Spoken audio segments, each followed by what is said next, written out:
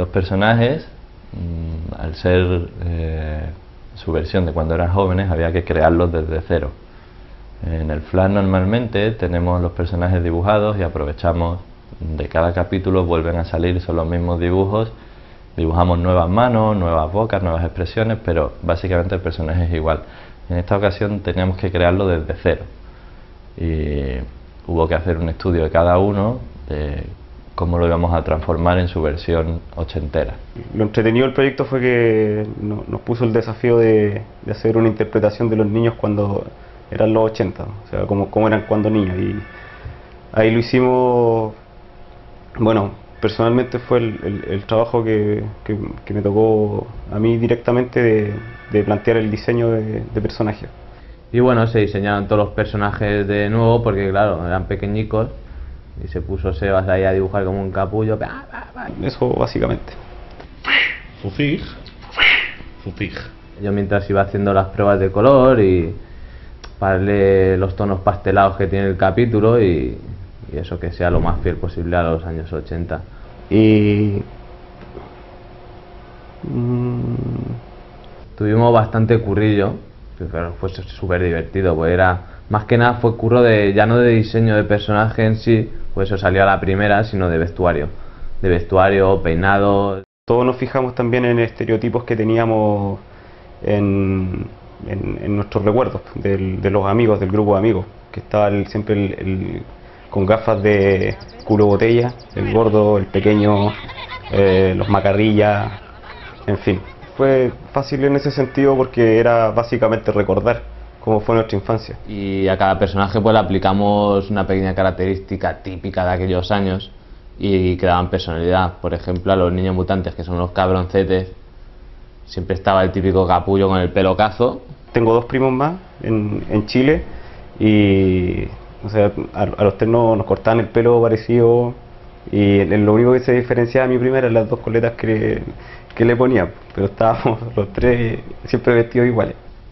Por cierto, yo nunca lo tuve porque me negaba, eso era ridículo, pero bueno, mis padres querían una vez, pero no me dejé. Yo nunca he tenido el pelo cazo, yo siempre he tenido el pelo de punta y de colores. Yo era un radical, era un chico con ropa punky. Lleva siempre una merenaza. ¿Cómo está?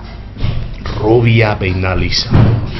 Lleva una merenaza, parecía un elfo yo de pequeño. Bueno, para esto tuvimos bueno, problemas no, pero surgió la duda de si ya son niños, cómo hacer su versión joven. Si supuestamente ya eran niños, incluso no habrían nacido, pero bueno, como hemos dicho en algunos capítulos que tienen 35 años, pues en fin, sí que podrían estar allí de jóvenes.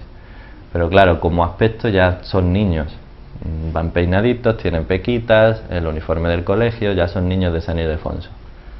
Entonces Sebas hizo unos bocetos y a todos nos encantaron, que fue aún más bajitos, un poco ya casi bebés, con el pelo de cazo y tenían mellados los dientes, otro gran clásico de los niños, que todos hemos pasado por eso. Y como ya la voz de los niños tiene muchísimo helio, en esta ocasión no podíamos decir le aplicamos más helio todavía, porque ya sería un pitido ya muy molesto. Entonces se nos ocurrió que al estar mellados pues hablasen así con la C, y entonces ya quedaba un poco más... ¿Pero dónde cojones están nuestros porteros, joder? Y la verdad es que le cogimos mucho cariño a los niños mutantes. Era muy cómodo animarlos porque estaban muy bien despiezadas las piezas en flash.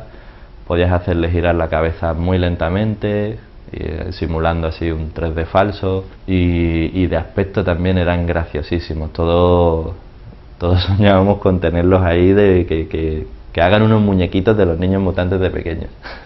De hecho, cuando acabó el capítulo y volvimos a animar a los clásicos, de repente al ver los niños de nuevo, los originales, nos causó como un shock.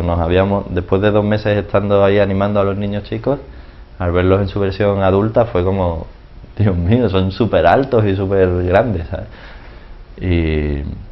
Y sí, son mis personajes favoritos de este capítulo. Los que más me gustan son los niños mutantes. Alarico que en su versión adulta está siempre con un cigarro en la boca. Bueno, cigarro. Para su versión de niño se nos ocurrió que su adicción podría ser a las chucherías. Chintapinta seguía siendo la jefa un poco de los tres, y de hecho es la jefa, la capitana del equipo de los malos, por así decirlo, que se enfrenta al equipo de Cálico. Y sigue siendo la que reparte el bacalao, un poco.